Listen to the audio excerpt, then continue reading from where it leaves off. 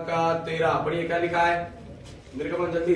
13 मूसा ने लोगों से कहा, मूसा ने लोगों से कहा, डरो मत, डरो मत, खड़े खड़े व उद्धार का काम देखो, खड़े खड़े व उद्धार का काम देखो, जो यहोवा आज तुम्हारे लिए करेगा, जो यहोवा आज तुम्हारे लिए करेगा। जोर से बोले आमीन, हालेलुया। अपने पड़ोसी को बोलो डरो मत, खड़े खड़े व उद्धार का काम देखो, जो यहोवा आज तुम्हारे लिए करेगा, क्योंकि जिन समस्याओं को तुम आज देखते हो, कल उन्हें ना देखोगे। हालेलुया। कल समस्या को ना देखने के लिए मुझे आज प्रभु में खड़ा होना पड़ेगा। लोग आमीन। मुझे क्या बोल रहा है?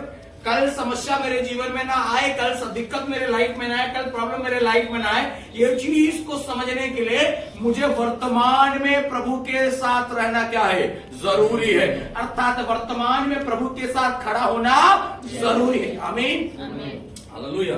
अब जब उसके अंदर मैं आपको लेकर जा रहा हूं, एक विश्वासी कैसे खड़ा हो सकता है, अर्थात उसके खड़ा होने का ताकत और बल क्या है, हम उसको सीखेंगे। आमीन।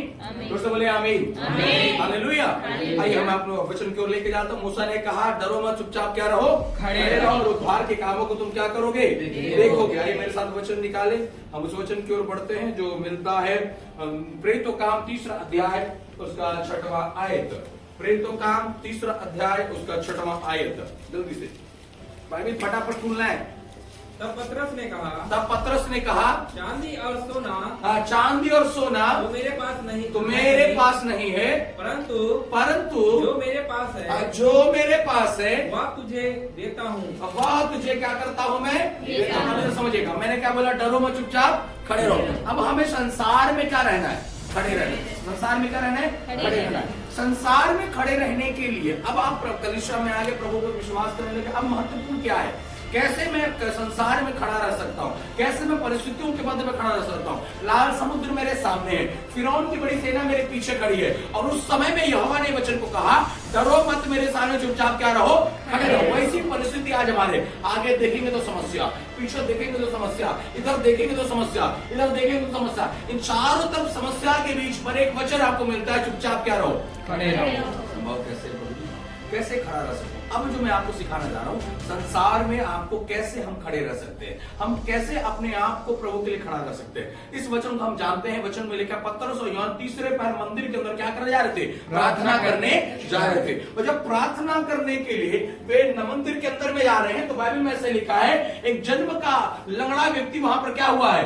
बैठा हुआ है। क्या हुआ है? बैठा हुआ है। अब जैसे पतरस और यूहन्ना उस जगह पर पहुंचे, पतरस और यूहन्ना को देखकर वो लंगड़ा व्यक्ति, क्योंकि वो क्या करने के लिए बैठा था? भीख मांगने वाले व्यक्ति पतरस और यूहन्ना को भी क्या समझा? इनके पास कुछ ना कुछ तो पैसा होगा जो ये मुझे क्या कर सकते हैं? दे सकते हैं। और उसी आशा के साथ इसने अपने हाथ को फैलाया और बोला हे गुरु, हे स्वामी, हे मालिक, जो भी बोला होगा, मुझे कुछ पैसा दे दे। अब वहां पर एक चीज होता है, 6वें अध्याय में आपने पढ़ा, पतरस ने बोला हमारे पास सोने और चांदी नहीं। सोने चांदी नहीं, इसका मतलब पतरस के पास देने के लिए कुछ भी नहीं है। बोलो, पतरस के पास देने के लिए कुछ भी नहीं है। अब जिस व्यक्ति आप लोग बाजार में या मार्केट में जब चले होंगे, कई बार जब आपके पास कोई भीख मांगने के लिए आता है, जब आपके पास या तो आपको नहीं देने का मन होता है या आपके पास नहीं होता है, तो या तो आप गाड़ी को आगे ले जाते हो या तो बोलते हो यहाँ से चले जाओ। ये 2 चीज होता है कि नहीं होता? पहला क्या? गाड़ी को हम आगे बढ़ा लेंगे, दूसरा मेरे पास नहीं है। अब पतरस और यूहन्ना के पास भी क्या हुआ? इसने क्या मांगा? सोना चांदी, भीख मांगा। ये भीख मांगने वाला व्यक्ति नहीं है। मुझे उसी में क्या रहना है? खड़े रहना। जोर से बोले क्या रहना है? संसार में खड़े रहना। जोर से बोले संसार में, परिस्थितियों में, प्रॉब्लम्स में खड़े रहना। अब खड़े रहने के लिए देखो, पतरस और यूहन्ना से भीख मांगने के समय पतरस और यूहन्ना ने एक स्टेटमेंट दिया, हमारे पास सोने और चांदी नहीं है बोल करके उसको देख देख के हंसेगा क्या? नहीं। अब मेरे सामने कोई भीख मांगने वाला आएगा, मैं उसको बोलूंगा मेरे पास पैसा नहीं है, तो मैं उसको देखते रहूंगा, वो मेरे को देखते रहेगा क्या? नहीं। वो जैसे मैं बोलूंगा मेरे पास नहीं है, वो आगे बढ़ जाएगा या तो मैं आगे बढ़ जाऊंगा। लेकिन यहाँ पर कुछ ऐसा नहीं हुआ। पतरस और यूहन्ना ने अपनी स्थिति को बता दिया कि हमारे पास तुझे देने के लिए कुछ भी नहीं है, लेकिन मेरे पास एक चीज है, वो कौन है? यीशु। पढ़िए क्या लिखा है? जो मेरे पास जो मेरे पास है, बोले जो मेरे पास है, जोर से बोले जो मेरे पास है, और उसी को बोलो क्या है, यीशु मसीह। हमें तरह से यूहन्ना ने क्या बोला, जो मेरे पास है। अब देखो यहाँ पर एक चीज है, मांगने वाला कुछ और मांग रहा है, जो खड़ा है वो व्यक्ति बोलता है जो तू मांग रहा है वो मेरे पास नहीं है, और जो तू नहीं मांग रहा वो मेरे पास है। और मैं जानता हूं जो मेरे पास है उसे तुम पाना चाहता नहीं। अगर मैं सीधा बोलूंगा तुम यीशु को ले लो तो तुम लेने वाले नहीं हो, लेकिन अगर मैं ये बोलूंगा यीशु तुम्हें चंगा करेगा, तुम यीशु को लेने के लिए क्या हो। Praise the Lord।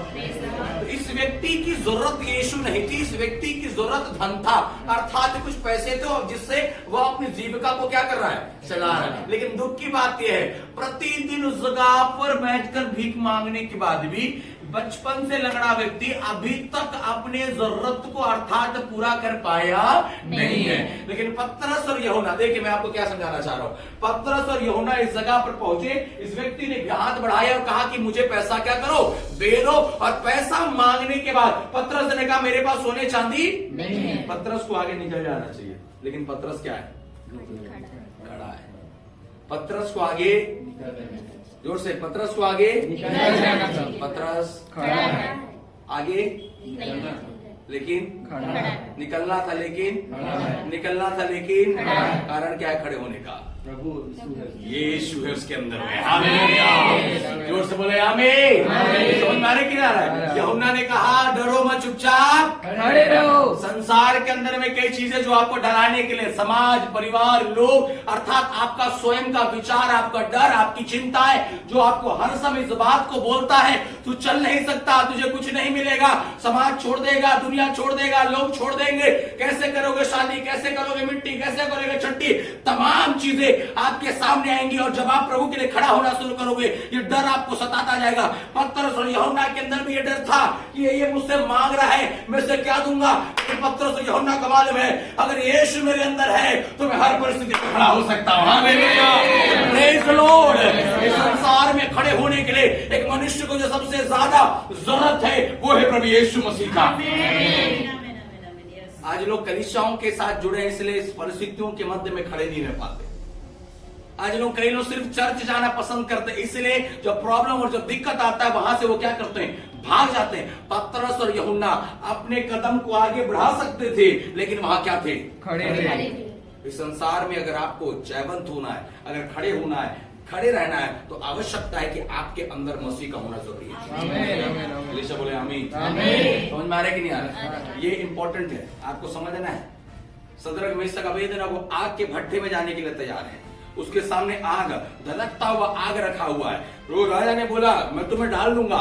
सदरक Meshach Abednego को बोलते जाने के लिए हम क्या है, तैयार है। क्या है, खड़े क्यों है?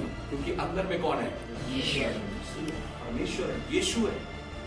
अगर आज आपके जीवन में यीशु है, छोटा मोटा तकलीफ, हालात और परिस्थितियां आपको प्रभु से अलग करने वाला नहीं है।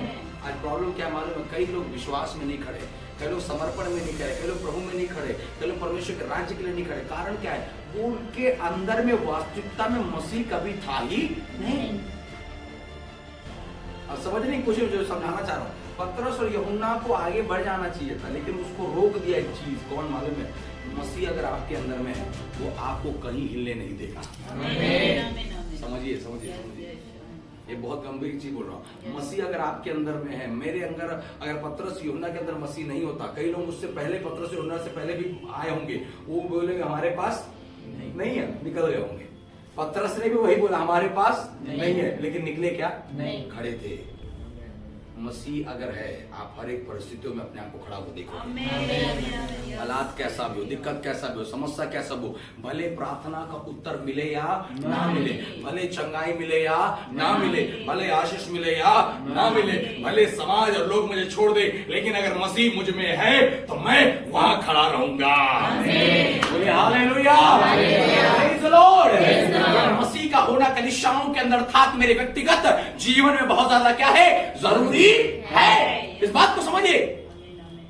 आज हम मसीह मुझ में ना होने की वजह से कई बार हम बैकस्लाइड हो जाते हैं, कई बार हम पीछे हट जाते हैं, कई बार संसार और समाज का दबाव जब हम पर पड़ता है हम पीछे हटना शुरू करते हैं। कारण क्या है, मसीह का अनुभव हमारे अंदर नहीं। लेकिन एक विश्वासी जो मसीह के साथ खड़ा है, पतरस और यूहन्ना मसीह के साथ खड़े होने की वजह से, और एक चीज आपको बताता हूं, पतरस और यूहन्ना वो चीज उसे दे रहे हैं जो उसे चाहिए भी नहीं। आमेन आमेन आमेन। समझिए इस बात को। कई ऐसे संसार के लोग हैं जो आपसे वो चाहते हैं जो उनको चाहिए, लेकिन परमेश्वर आपको उनको जो चाहिए वो देने के लिए नहीं रखा है। परमेश्वर इसलिए रखा है ताकि आप वो दो जो वो चाहता है। Praise the Lord। और वो ये चाहता है जहां तुम जाओ मसीह को बांटो। Praise the Lord। हालेलुया। ये समझना है। पौलुस अगर पढ़े फिलिपियों की पत्री आप निकालें, फिलिपियों की पत्री उसका दूसरा अध्याय जल्दी से निकालें। फिलिपियों की पत्री उसका दूसरा पहला अध्याय उसका 20वें पद से पढ़े, क्या लिखता है? मैं तो यही हार्दिक लालसा और आशा रखता हूँ कि मैं किसी बात में लज्जित ना हूँ। मैं किसी बात में लज्जित ना हूँ, पर जैसे मेरे प्रबल साहस के कारण मसीह की बड़ाई मेरी देह के द्वारा सदा होती रही। क्या बोल, फिर से पढ़े आराम से। बड़ाई मेरी देह के शुरू से 11 से। मैं तो यही हार्दिक लालसा। देखिए क्या बोलता है पौलुस, क्या सिखा रहा है? मैं तो यही हार्दिक लालसा करता हूँ। लालसा का मतलब लालसा, इच्छा। क्या इच्छा करता है पौलुस के अंदर? इधर मेरे को देखिए, पौलुस के अंदर एक इच्छा है। क्या?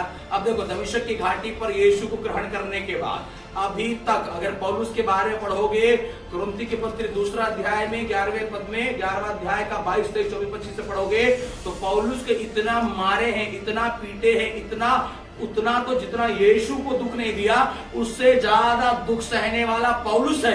लेकिन पौलुस जब फिलिपियों की पत्री को पत्री लिख रहा है ना, तो पत्री में क्या लिखता है? मैं ये हार्दिक लालसा रखता हूं कि किसी बात में लज्जित ना हो। किसी बात में लज्जित, इधर किसी बात में लज्जित। लज्जित का मतलब शर्मिंदा। कैसे शर्मिंदा? पहले साथ चल जा रहे थे, अरे यार थोड़ा सा दुख आया तो क्या हो गया, छोड़ दिया। बोलते नहीं बोलते? अरे उन लोग तो अच्छा विश्वास में थे, लेकिन थोड़ा सा दबाव पड़ा, चले गए। क्या हो रहा है संसार के बीच में? लज्जित हो रहे। पौलुस क्या बोल रहा है? मैं हार्दिक लालसा करता हूं और किसी बात में लज्जित ना हो, पर जैसे मेरे प्रबल साहस के कारण। जोर से बोलिए, जैसे मेरे प्रबल साहस के कारण। मसीह में खड़े होने के लिए साहस बस से नहीं, प्रबल साहस। बोलो आमीन। अब प्रबल साहस को लाने की जरूरत क्या पड़ रहा है? अब समझिएगा, आप एक बात समझिए।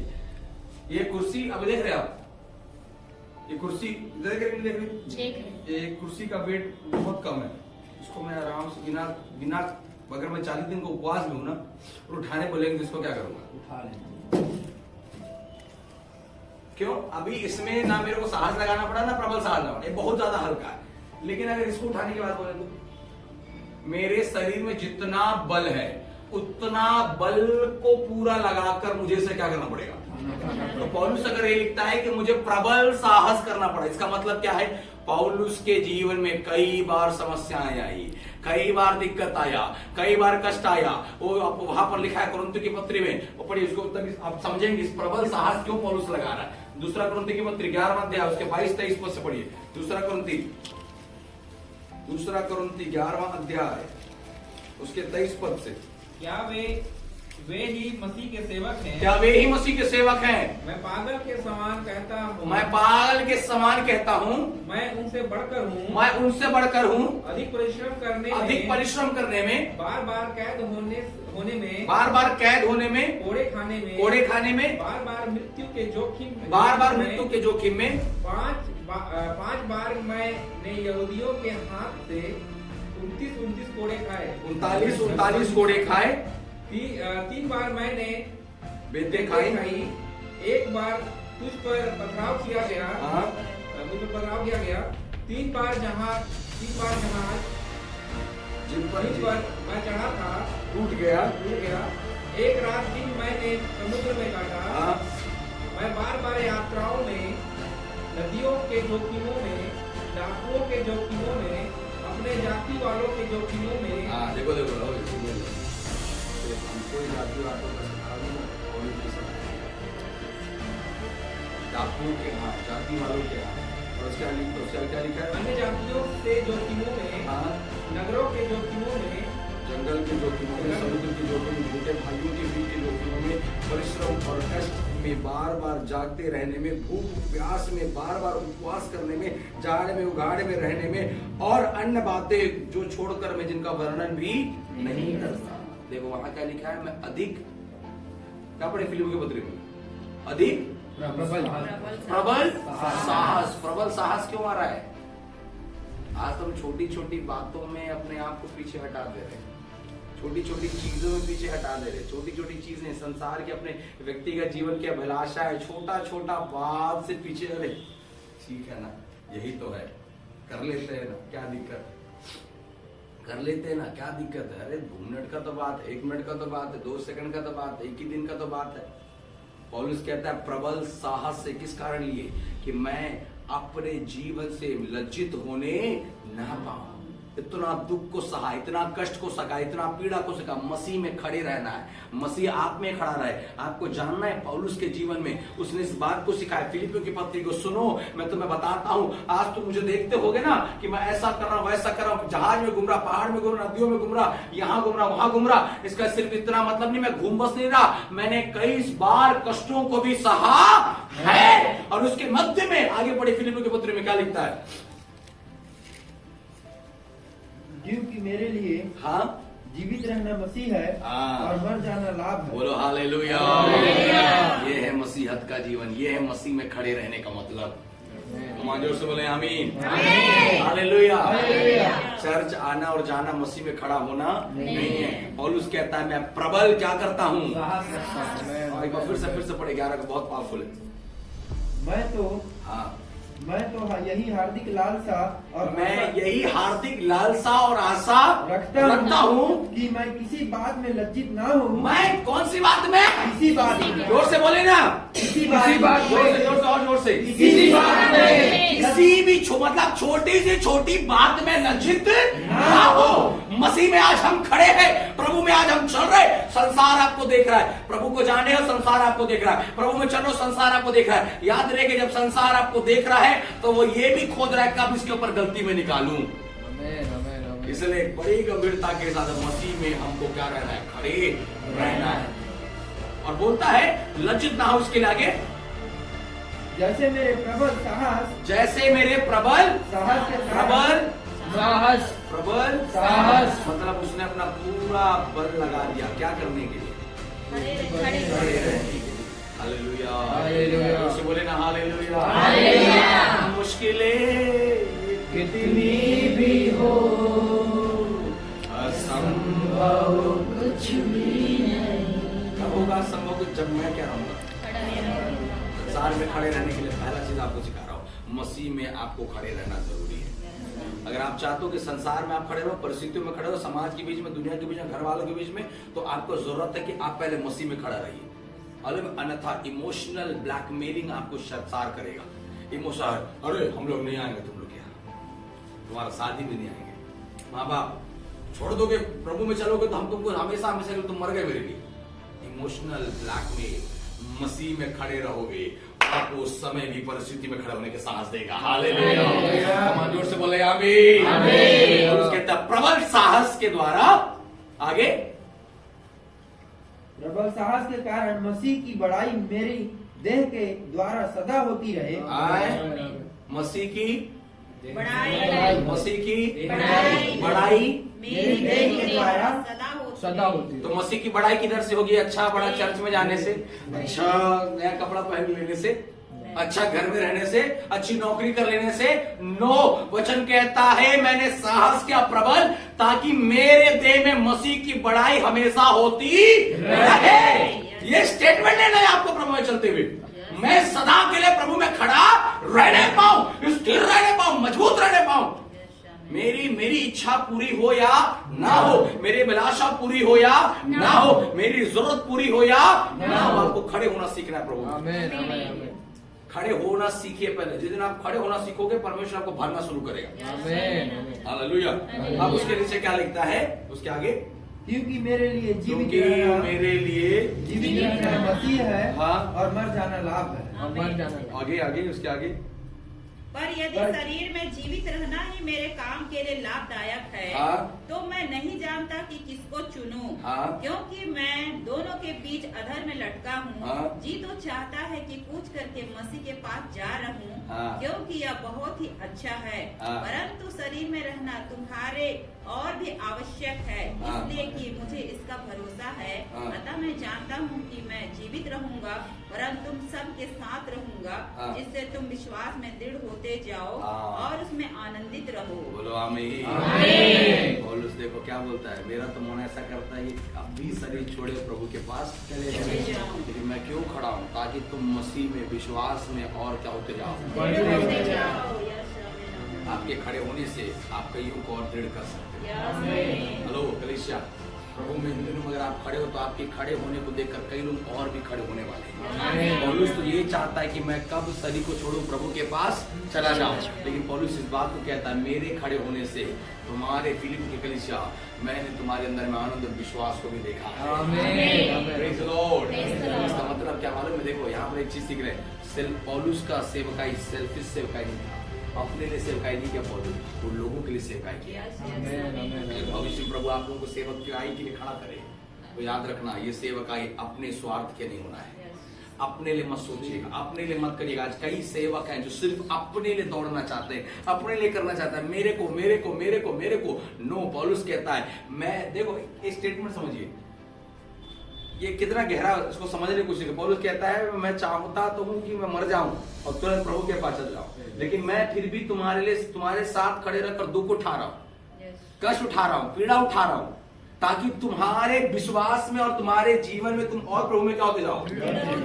आज कितने हैं ऐसा जो दूसरों के लिए अपने आप को समर्पित करने के लिए तैयार है। हम लोग कई बार, अरे यार हमको दिख रहा है अवसर, मेरे जाने से सालों घर में ठीक बदलाव आ सकता है, अरे यार उतना दूर जाना ठंडी में, फिर वापस आना, तकलीफ है, शरीर में दिक्कत है, छोड़ो यार, हटाओ, क्या जाए, नहीं जाते, आराम करते, यहीं से प्रार्थना कर देंगे। नहीं, पौलुस से प्रार्थना नहीं किया, उनके साथ खड़ा रहा है। हेलो आमीन। सीखिए, मैं क्या सिखाना चाहता हूँ, पौलुस के जीवन से हमको समझना है, पौलुस का अनुभव कितना गहरा है। आप सेवकाई के लिए परमेश्वर कभी भविष्य में आपको खड़ा करता है, मेरा निवेदन है, अपने जीवन से हमेशा कोशिश करो कि आपका जीवन दूसरों के बेनिफिट के लिए क्या किया जाए, इस्तेमाल किया जाए। हालेलुया। आप दूसरों के लिए अपने आप को पौलुस के समान खर्च करते हो, मालूम है। देखिए, प्रभु आपके जीवन को उत्तम अनुग्रह के साथ ब्लेस करेगा। जोर से बोले हालेलुया। आमीन। यीशु ने बोला, मैं सेवा करवाने नहीं, सेवा हम सेवा। आज हमें चाहिए कि मैं सेवा करूं, मेरे जीवन से सेवा हो, ना कि मैं सेवा लूं। अगर मैं सेवा लेता हूं तो मैं सेवा करने वाला नहीं हूं, लेकिन अगर मैं सेवा करने वाला हूं तो लोग मेरी सेवा भी करेंगे। ये फर्क है। Praise the Lord. हमारे माइंड को, हमारे विचारों को सही रखना है। आमीन। तो संसार में खड़े होने के लिए आवश्यकता है कि मुझ में मसीह होना है। मुझ में क्या होना है? मसीह होना है। पतरस और यूहन्ना के अंदर कौन था? मसीह था। पौलुस कहता है, मैं अब जीना मसीह और मर जाना लाभ है।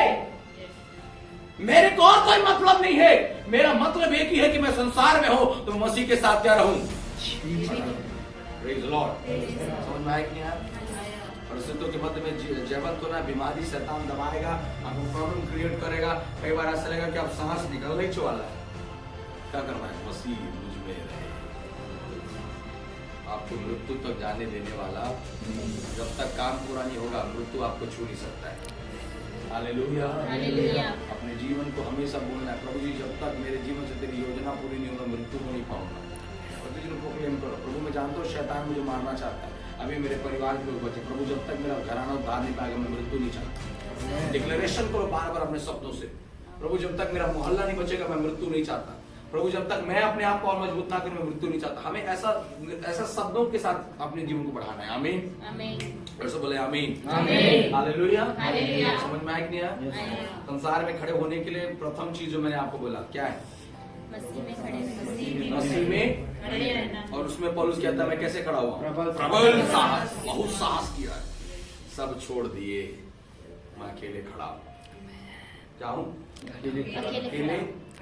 ये है प्रबल साहस। सब बात करना बंद कर दिए, प्रभु से बात करके मैं संतुष्ट। ये है प्रबल साहस।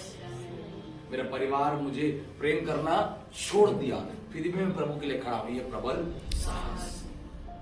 आज इस प्रकार का समर्पण हमारे हृदय में होना जरूरी है। जोर से बोले आमीन, हालेलुया, प्रेज़ द लॉर्ड। प्रभु का धन्यवाद हो। परमेश्वर आप लोगों की